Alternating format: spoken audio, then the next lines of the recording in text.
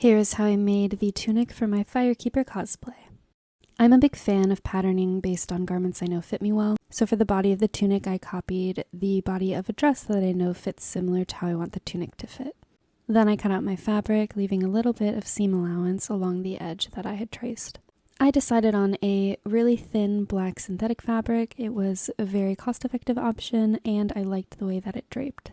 It's actually super sheer, so the body of the tunic is 2 layers, whereas the sleeves were 1 layer of the fabric. This is what it looked like after I sewed my shoulder and side seams.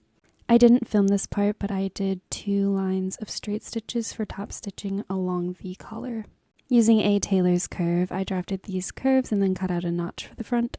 Then for the sleeves, they consist of 2 parts. There is a puff sleeve section and then a longer flowy section. For the puff sleeve, I sacrificed an existing shirt to steal the puff sleeve pattern from and traced it onto my fabric. Before doing this, I did measure the circumference of the armhole to make sure that the length of the sleeve would match up well with the armhole. I don't own a serger, so I zigzag stitch along the edge of all of my hems. That way, once I sew them together, there aren't just raw edges hanging out in the inside of my garment. Then I pinned the puff sleeve to the armhole of the body of the garment. If you want a really dramatic puff sleeve, you could draft a pattern that requires gathering, but I didn't really worry about the gathering part. I kind of just treated it more like ease in my armhole, which you can see more so in the back of the garment than the front. Like as you can see here, there's a little more fabric in the sleeve than there is on the body.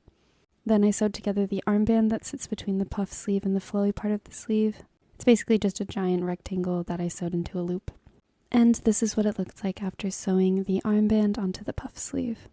Then I followed a YouTube tutorial on how to make a frill sleeve. I'll leave the name of that YouTube creator in the caption of this video. To finish the edges of the frilled sleeve, I used a rolled hem.